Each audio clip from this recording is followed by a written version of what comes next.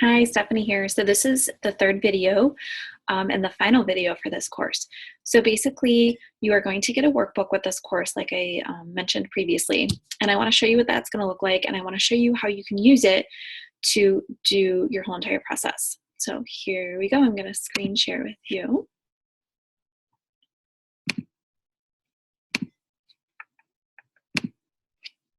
Okay, so this is the workbook.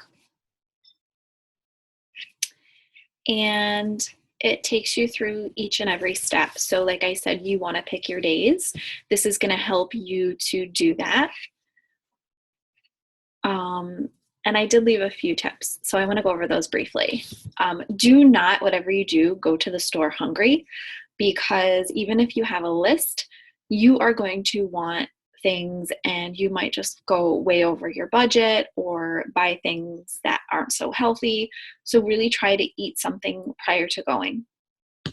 Number two is stay with the list that you have, shop within that list. If for some reason you remember you really need an item for a recipe and it just dawned on you that you didn't have something of an ingredient, then certainly get it, but really stay within your list.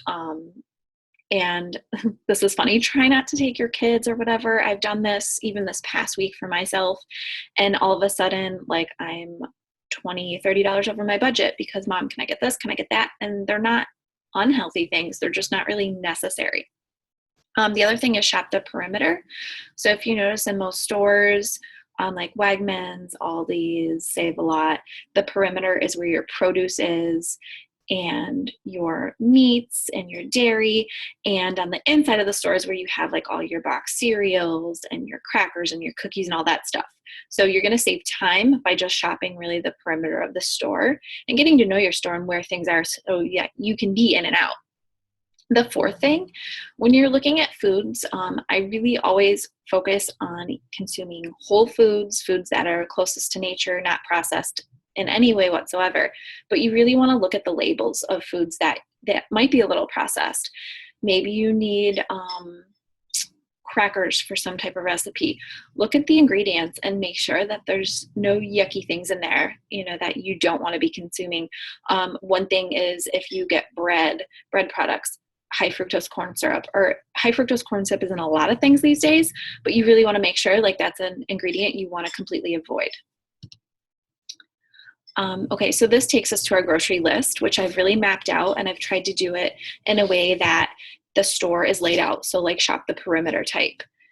So here you can put the week of, and I suggest that you save these because then you can go back and say, okay, these are the things that I bought this week for whatever. And you can use it as a reference. I mean, don't hoard them, but you'll see what I'm saying in a second.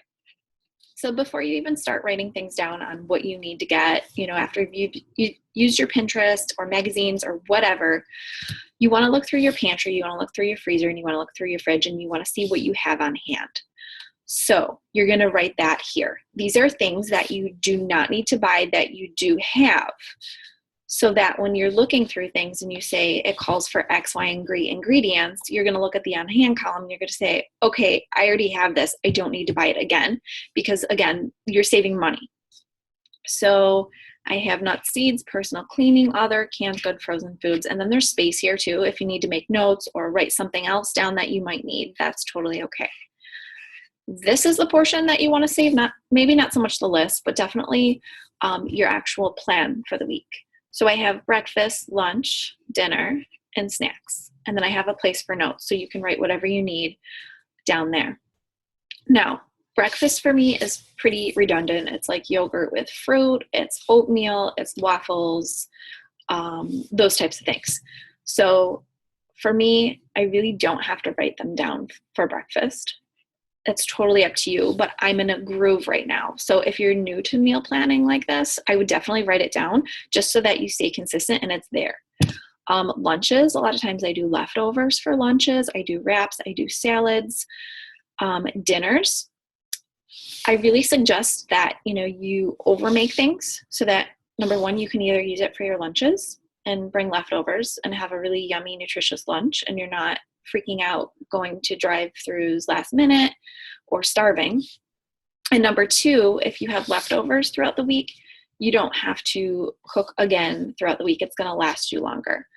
And then down here are your snacks. So I say this with a lot of clients that I work with: keep snacks in your purse or at your desk at your office, like trail mix, dried fruits, fresh fruits, cut up veggies are huge, with hummus, yogurt dip, those types of things. So you really want to write these in here, and, you know, try to use the same things within a couple days, because it's just going to make your life easier. You don't want to have like carrots here and cucumbers here and peppers here. You know, maybe you cut up all three and you mix them together, which is fine. Or maybe, you know, you have bell peppers for 2 days and then carrots and cucumbers for a couple days and then something else for the other days. The other thing I do is I save 1 day for leftovers for dinners, so I make sure I make enough. And I also eat out 1 day a week. So I leave that open. Usually it's like a Friday or Saturday. And one other day I might eat out dinner, like at my parents' or something. So it's really not, you know, hard to meal plan, because usually you think you're planning for 7 days, but really it's like 4 or 5. So down here, if you wanted to do a month of dinners or lunches or whatever, there's this calendar here for you too. Okay, so that is all for this course. If you have any questions, please feel free to reach out to me. Again, this workbook goes along with the course, so if you have any questions whatsoever, please let me know.